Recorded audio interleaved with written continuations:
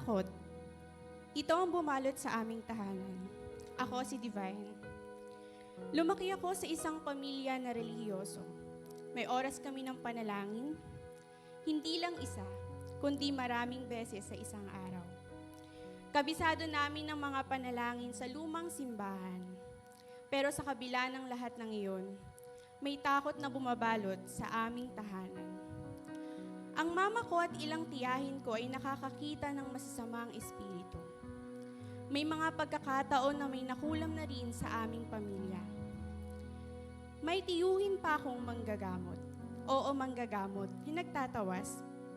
Saksi kaming magkakapatid kung paano pinahirapan ang aming ina, isang karanasang hindi ko na kailangang idetalye pa. Ngunit tuwing gabi, umiiyak ang mama ko dahil sa sakit na hindi maipaliwanag. At kahit anong dasal ang sambitin namin, parang walang nangyayari. Doon nagsimulang maghanap ang mama ko ng mas malalim na relasyon sa Diyos. Nais niyang maging born again. Grade 3 ako nung maimbitahan kami sa isang feeding program sa aming barangay. Doon namin nakilala ang ilang guro at pastora nagbahagi ng salita ng Diyos sa aking ina. Unti-unting nagbago ang buhay namin. Sa murang edad na 10 years old, tinanggap ko si Lord at nabaptize ako. Nakatanggap ako ng regalo mula sa Holy Spirit. Akala ko, tuloy-tuloy nang masayang buhay namin. Malayo sa takot ng madilim na kahapon. Pero, hindi pa pala. Hindi ko namalayan na nagbukas pala ako ng pinto para sa kadiliman.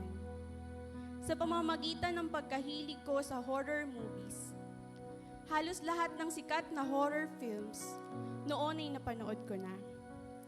Kaya kong ikwento ang bawat detalye. Naadik ako sa horror documentaries, brutal content, exorcism stories, at marami pang iba. May isang true-to-life story akong napanood about exorcism na nag-iwan sa akin ng matinding takot. Hindi ko alam na ang patuloy kong panonood ay may epekto pala sa aking espiritu at isipan. Unti-unti, ito ang naging mga bunga. Matinding pagkatakot, depression at oppression, nightmares at sleep paralysis. May tumatawag sa pangalan ko. At patuloy na pakiramdam na may presensya sa paligid ko. May mga pagkakataon na nasa kwarto lamang ako, pero pakiramdam ko ay may ibang pamilya na nakatira sa aming tahanan. Hindi siya tao, kundi ibang elemento. Maraming beses akong tumatakbo palabas ng bahay dahil sa sobrang takot.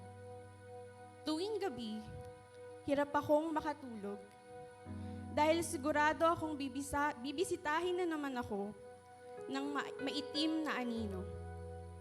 May mga sandali rin na naririnig ko ang pangalan ko na tinatawag gaya ng boses ng mga mahal ko sa buhay. Pero paglingon ko, malamig na hangin ang tatagos sa akin. Nabuhay ako ng ilang taon na puno ng takot.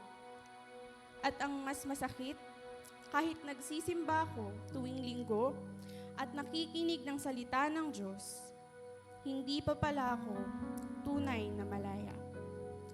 Noong 2017, dinala kami ng Panginoon dito sa Joyful Life with Jesus Ministry. Na-culture shock pa nga ako nung una lalo na kapag nagpe-pray sila. Sinasabi nila, in Jesus' name, dahil ito ay binibigkas ng may diin at malakas. Hindi ko alam noon ang ganoong ka-powerful ang paggamit sa pangalan ni Lord Jesus. Doon din ako nakapag-EGR or Encounter God Retreat. At doon nagsimula ang tunay kong kalayaan. May realization, hindi sapat ang religiosity. Hindi sapat ang pagsisimba lamang. Hindi sapat ang kabisado ang panalangin. Ang kailangan, ay tunay na relasyon kay Jesus. At ito pa ang natutunan ko. Huwag mong hayaan na makapasok ang devil sa kahit anong pintuan ng buhay mo. Ephesians 4:27, do not give place to the devil. Kaya ikaw, kabataan, oo ikaw, iwasan ng horror movies. Ito ay pag-imbita ng demonyo sa iyong buhay. Ngayon, hindi na ako nanonood ng mga horror movies. At kahit anino pa lamang nito, ay iniiwasan ko na. At isa pa, tiyak na gagamitin ni Lord yung mga pinagdaanan mo para maka-breakthrough yung ibang tao. Today, I stand before you not as a victim of fear, but as a testimony of freedom. Ito ang mga ginawa ng Diyos sa buhay ko. From fear of darkness to fear of the Lord. From someone calling my name to God calling me his child. From fear of spiritual oppression to the Holy Spirit living in me. From depression to becoming an encourager and listener. From nightmares to peaceful sleep and hopeful dreams. From prayerless to prayerful.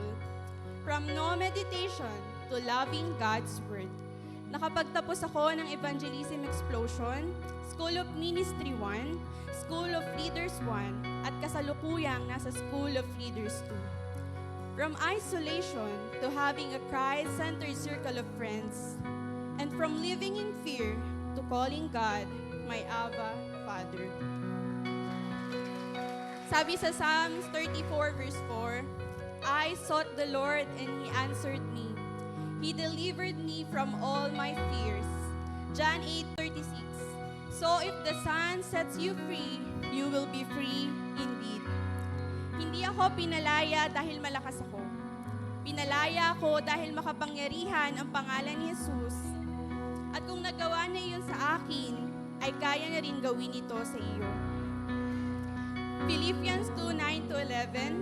Therefore God exalted him to the highest place and gave him the name that is above every name, that at the name of Jesus every knee should bow in heaven and on earth and under the earth, and every tongue acknowledge that Jesus Christ is Lord, to the glory of God the Father. Ngayon ay malaya na ako nakakapaglingkod sa Diyos kasama ang mga mahal ko sa buhay. At kasama ang aking pinakamamahal na asawa, si Kuya CJ.